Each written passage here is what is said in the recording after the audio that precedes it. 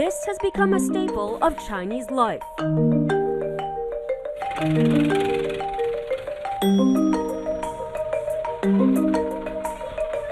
Packages traveling long and short distances to express mail centers across the country.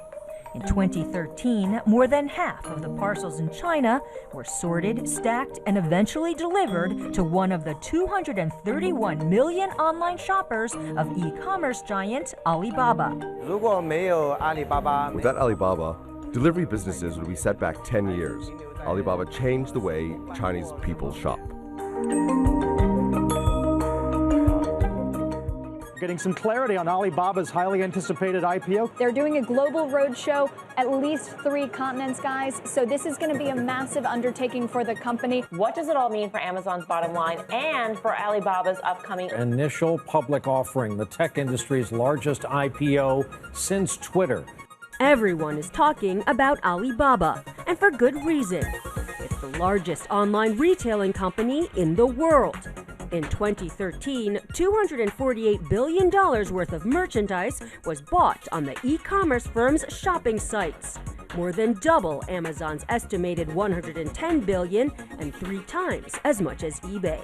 E-commerce in China is already a much bigger part of the Chinese economy than e-commerce is in the US. Offline shopping in China was not a comfortable experience. The tradition in China was to go to a state-owned store, you'd have to line up at one place, pay for something, you weren't sure what you were getting. Online shopping is very different in China than offline. There's a great consumer experience. If you buy something which you don't like, you have a lot of power to return it. So I think the Chinese consumers have really grown up online. The internet buzz seems far away from the serenity of West Lake in the southeastern city of Hangzhou. But this is where it all began, where Alibaba got its start and its founder, Jack Ma, first connected with the outside world. I think what would be my big crazy is that when I do the work, when I do something I love, like when I learn English, like on this lake, I grab every Westerner come to Hangzhou. I grab them, talk to them, practice my English. Born in 1964, Ma grew up at a time when China was closed off. The country was going through the Cultural Revolution when Chairman Mao Zedong and his loyal Red Guards tried to purge those who they saw as the remaining enemies of communism. In the political upheaval, Ma says he missed out on a traditional education. He says he learned about the West from his encounters at the lake. I never got any chance to study in a key primary school, key middle school, key senior high school. Never ever I had a chance to go there because I could never take good tests. Every time there's examination comes, I failed. However, he says repeated failure prepared him for the life of an entrepreneur. After getting into a local teachers institute, Ma became an English teacher. He tried and failed at starting an online version of the Yellow Pages before heading to Beijing to work in a department governing the internet. There, he was assigned to take an American visitor on a tour of the Great Wall. That visitor was Jerry Yang, the co-founder of Yahoo and later a major investor in Ma's company.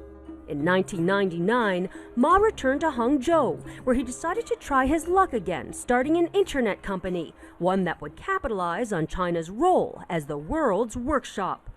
In this modest apartment, he founded Alibaba, a site that would allow small Chinese manufacturers to say open sesame to the world of global buyers. I asked everybody in the company, the startup we have, when we had 18 founders, and I asked everybody, now just to put your pocket money on the desk. Ma's determination attracted big investors, including Goldman Sachs and Japan's SoftBank, led by Masayoshi Son. Masayoshi Son and I met was just like 2 people fell into love for the first sight. And at that time, we choose investors, not investors choose us.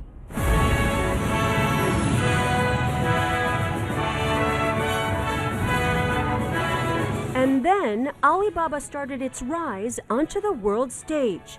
Jack Ma hired international staff, including former manager Porter Ehresmann, who produced this documentary about how Ma, through force of personality and charisma, built his e-commerce empire.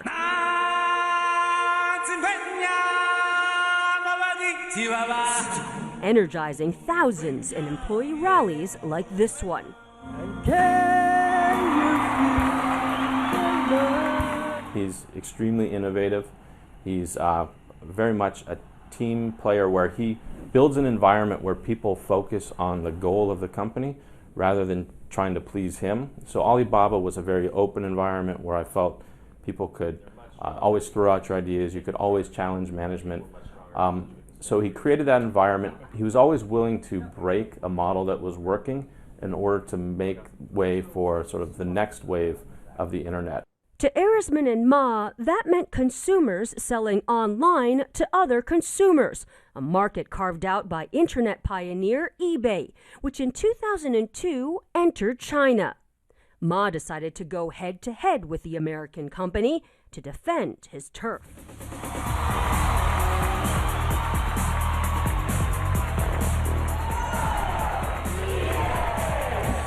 Well, year 2003, I received an email from my friend in USA. She said she's shopping, buy clothing on the eBay. And I was surprised, how can a girl buy clothes? Because in China, a girl usually tests 100 times before she buys a thing. You must test and test and then buy it. So I checked on the eBay. I suddenly realized that eBay and Alibaba are the same animals. If we don't go to the C2C marketplace, someday, with eBay's power, resources, they come to China, they'll kill us. So if we don't do that, they kill us. So it's better we do it. So Alibaba launched Taobao, which in Chinese means search for treasures. The site was similar to eBay's, but full of friendly icons and other features, popular with China's new online shoppers and sellers. At that time, many businesses were just getting used to the internet, so Ma's strategy was to offer his service for free while eBay charged fees. We give free service and customer test it. And our philosophy is always the same thing. Let's make our customer make money first. Only when they make money, we can make money. That's the Alibaba philosophy, that's the Taobao philosophy. Ma's strategy for Taobao defeated eBay here, but he also had to overcome another major hurdle in China, the prevalent culture of fraud. There was a lot of consumer mistrust. People didn't want to pay for goods until they physically held them in their hands because they were worried about fakes or just defective products. So Alibaba had to create a system of escrow that you would actually only release payments when you'd actually receive the goods. They also put into place a rating system so you can rate the merchants that are selling to you. So the big challenge for e-commerce in China was breaking down these barriers of trust, and it took them a long time, but Alibaba really made that happen. Now, 80% of all online shopping transactions in China go through Alibaba's sites, mainly through Taobao and Tmall, a business-to-consumer site full of shops for brands like Elle and Burberry. Alibaba's ambitions seem boundless. The company is starting to invest in tech companies all over the world, including messaging app Tango and mapping firm AutoNavi. And in 2014, Alibaba launched a shopping site in the US called 11 Main, a new competitor to Amazon. Should Jeff Bezos be afraid of Jack Ma? I think Jeff Bezos is certainly taking note of Jack Ma. Possibly could be afraid given what's happened before with eBay. I think there is a sense that, watch out, the Alibaba juggernaut is coming.